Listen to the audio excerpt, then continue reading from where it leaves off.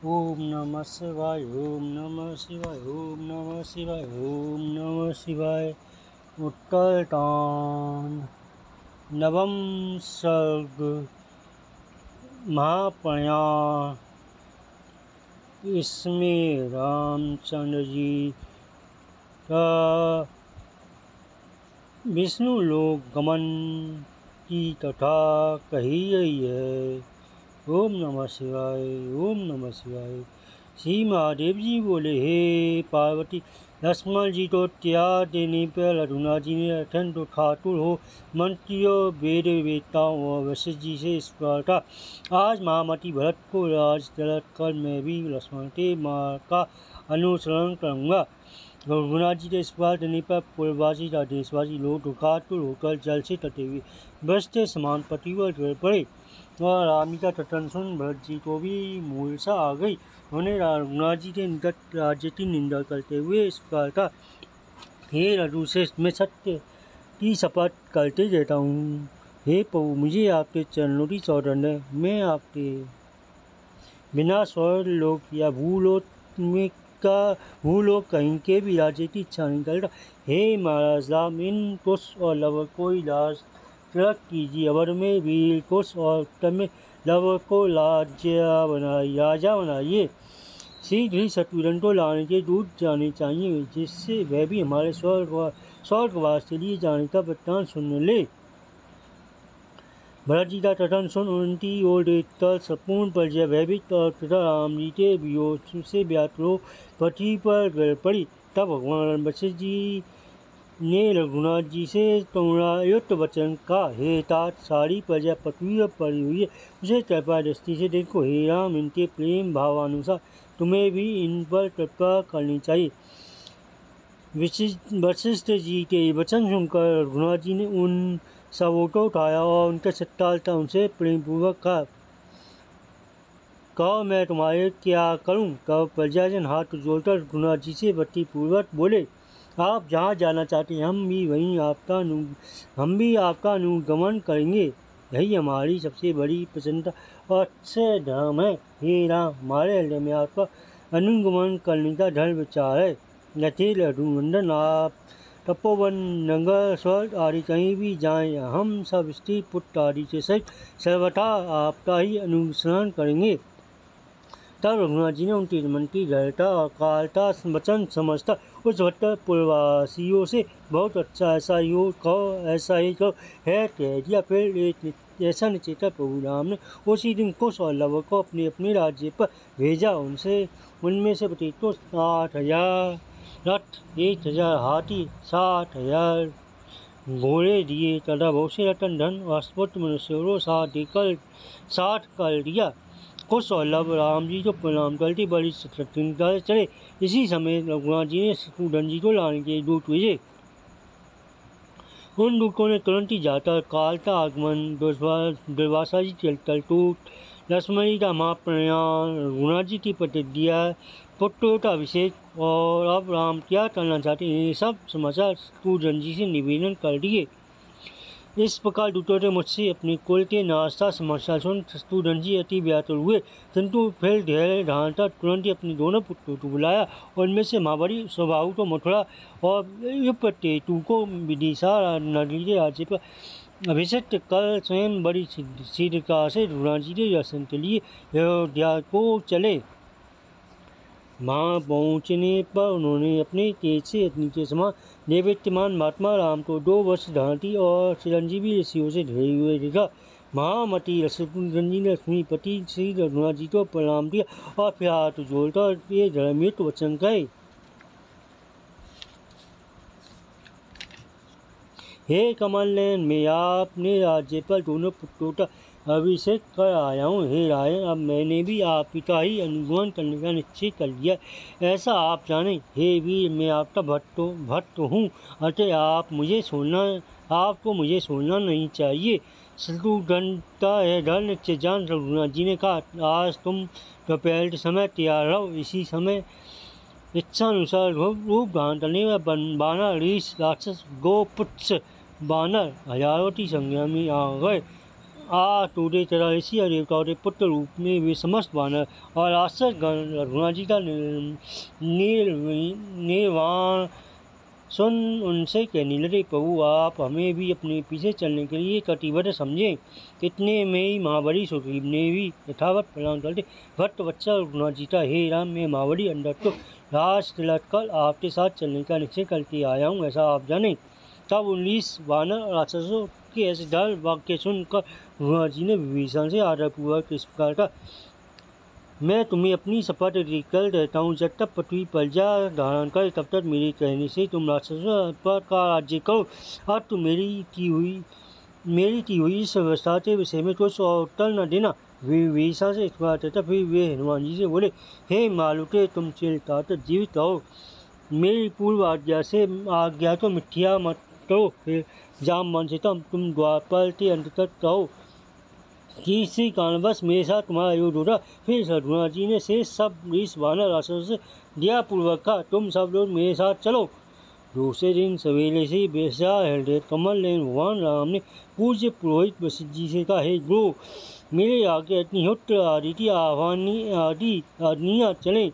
तब वशिष्ठ जी ने बड़े विधि पूर्वक समस्त प्रस्थानित कर्म किए। उस समय करोड़ों चंद्रमाओं के समान कांतिवान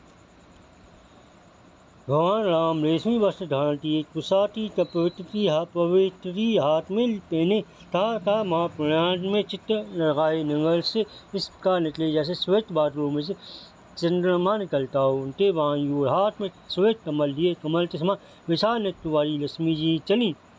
दाई और हाथ में कमल लाल कमल लिए तन दीप्ति शालिनी श्याम बरना पृथ्वी चली।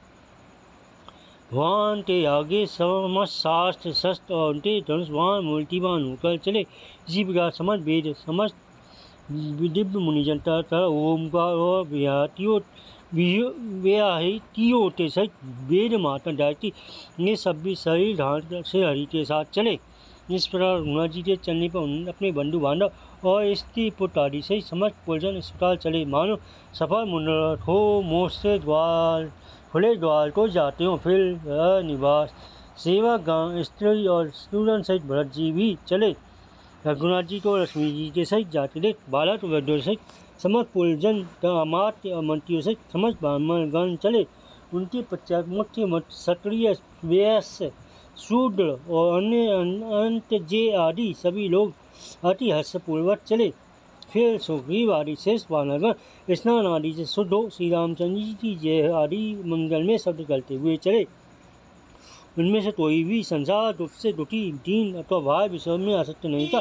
वे सभी परमानंद स्वरूप भगवान राम के अनुगामी संसार से प्राम होकर अपने पशु और नागा चाकों से सहित रघुनाथ जी के साथ चल गए।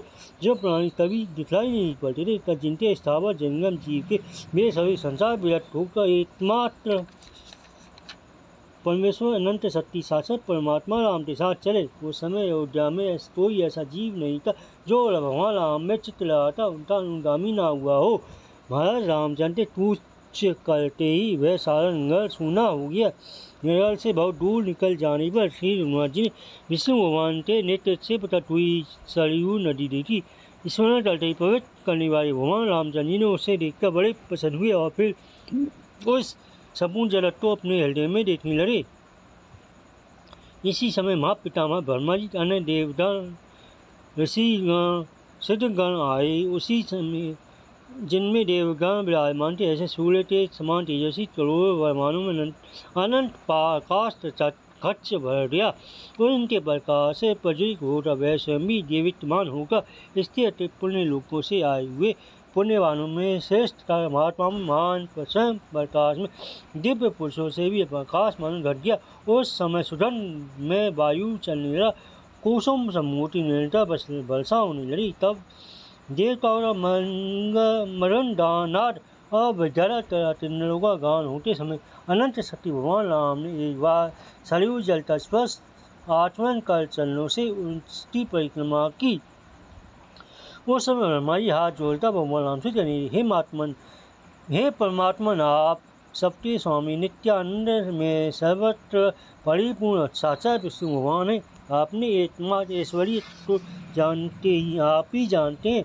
तथापि हे अखिलेश्वर, आपने मुझ रास्ता निवेदन पूर्ण कर दिया, सो ठीक है, क्योंकि हे विद्वान आप भक्त वत्सल हैं। हे प्रभु, अब आप भाइयों सहित अपनी आदि विग्रह विष्णु देह से देह में प्रविष्ट होकर देवताओं की इच्छा कीजिए, तथा अथवा यदि आपको कोई और सही प्रिय हो तो इसी में प्रवेश करते ऐसे हम सबका पालन कीजिए। आप ही देवाधिपति विष्णु भगवान हैं, इस बात को मेरे सिवा और कोई पुरुष नहीं जानता। हे देवेश, आप तो हजारों बार नमस्कार, आप प्रसन्न होइए, आप पुनः नमस्कार है। तब पितामह ब्रह्मा जी की प्रार्थना से महातेजों में भगवान राम सब देवताओं की देखती उनकी दृष्टि को चुराते हुए चक्र आदि आयुधों से युक्त चतुर्भुज रूप हो गए। लक्ष्मण जी अद्भुत फर्ण धारण कर भगवान की सिया रूप शेषनाग घूरे कैकेयी पुत्र भरत और रघुनाथक शत्रुघ्न दिव्य चक्र और शंख हो गए। सीता जी तो पहले ही लक्ष्मी जी हो गई थी। वह राम पुराण पुरुष विष्णु भगवानी है। वे भाइयों के सहित अपने पूर्व शरीर से तेजों में दिव्य स्वरूप वाले हुए। फिर उन विष्णु भगवान के पास चारों ओर से इंद्र आदि देवता, सिद्ध मुनि, यश, ब्रह्मा आदि प्रजापति गण आकर उन परमेश्वर की स्तोत्रों द्वारा स्तुति करते हुए पूजा करने लगे और अपने मनोरथ पूर्ण हो जाने से मन ही मन आनंद मग्न हुए। तब महात्मा विष्णु भगवान ने ब्रह्मा जी का, वे सब मेरे भक्त और मुझ में प्रीति रखने वाले, मेरे साथ ये सब भी स्वर्ग लोक को जान चाहते। इनमें से जो शरीरधारी हैं वे ही पुण्य आत्माएं, वे सब वैकुंठ के समान उत्तम लोकों में प्राप्त। मेरी आज्ञा से तुम सीधी वहाँ इनका प्रवेश करा दो। भगवान के वचन सुनकर ब्रह्मा जी ने कहा, भगवान आपकी भक्ति से ये महापुण्यशाली लोग मेरे लोक से भी ऊपर अत्यंत दीप्तशाली और विचित्र भूषित सांतानिक लोगों को प्राप्त हो। हे राम, और भी जो लोग मरने के समय भी आपका पवित्र नाम लेंगे, वह भूल कर भी आपका भजन करेंगे, वे भी योगियों को प्राप्त होने उन्हीं लोगों लोग जाएंगे। है सुनकर समझ राक्षस आदि की हुए और जल स्पर्श करते शरीर सोने वे विष बानर आदि जिसके अंश से उत्पन्न हुए उस देवता के पूर्व रूप को प्राप्त हो गए। वानरास सूर्य के बीज से उत्पन्न हुए थे, अतः वे सूर्य में विलीन हो गए। तदनंतर अयोध्या निवासी लोग सरयू के जल में दूर दूर का मनुष्य तो त्याग दिव्य आभूषण से विभूषित हो विमानों पर चलकर सांतानिक नामक लोकों में पहुँच गए। जो त्रियत योनियों में उत्पन्न हुए थे वे भी सूकर कुकारी भी भगवान की राम की दृष्टि पड़ने से जल में डूबकर स्वर्ग लोक को चले गए। जो देशवासी सब लोग यह सब फोटो देखने के लिए आए थे वे भी श्री रामचंद्र जी का दर्शन कर संसार की असक्ति सो लोक गुरु परमेश्वर भगवान विष्णु समझ करते जल स्वस्थ अनन्यास स्वर्ग को चले गए। श्री महादेव जी ने भगवान राम की कथा का परिशिष्ट रूप है इतना ही उत्तरतांग कहा है। जो परिशिष्ट एक पाठ चौथा श्लोक भी पढ़ता है वे अपने हजारों जन्मों के पापों से मुक्त हो जाता है। नित्य पति अनेकों पाप करने वाला पुरुष यदि भक्तिपूर्वक इसका एक श्लोक भी पढ़े तो संपूर्ण पाप राशि सूखकर श्री राम के सालोक के पद को प्राप्त हो जाता है। जो दूसरों के लिए अलभ्य है श्री रघुनाथ जी की प्रेरणा से उनकी इस कथा को जिसमें भविष्य चरित्रों का वर्णन किया गया है पहले श्री महादेव जी ने रचा था। ये सब सुनकर श्री रामचंद्र जी बड़े प्रसन्न होते हैं। रामायण नामक ऐतन पुण्य पद काव्य श्री शंकर भगवान ने पार्वती जी से कहा है। जो पुरुष इसे भक्तिपूर्वक पढ़ता अथवा सुनता है वे अपने सैकड़ों जन्मों से के पाप पुंज से मुक्त हो जाता है। पाप पुंज से मुक्त हो जाता है। इस अध्यात्म रामायण को नित्य पति पढ़ने सुनने अथवा भक्तिपूर्वक लिखने वाले से अत्यंत प्रसन्न होकर भगवान राम सीता जी के सहित उसके पास रहकर उसकी श्री वृद्धि करते हैं। ब्रह्मा आदि श्रेष्ठों से प्रशंसित और मनुष्य के मन को हरने वाले इस आदि महाकाव्य रामायण को जो पुरुष नित्य पति श्रद्धापूर्वक पढ़ता है या सुनता है मैं विशुद्ध शरीर धारण कर भगवान विष्णु के धाम को प्राप्त होता है। इति समध्यात्म रामायण उमा महेश्वर संवादे उत्तरकांडे नवम सर्ग। ओम नमः शिवाय ओम नमः शिवाय ओम नमः शिवाय। समाप्तमिदमुत्तम उत्तरकांडम उत्तरकांड समाप्त। जय श्री राम जय श्री राम। ओम नमः शिवाय ओम नमः शिवाय ओम नमः शिवाय ओम नमः शिवाय ओम नमः शिवाय ओम नमः शिवाय ओम नमः शिवाय ओम नमः शिवाय ओम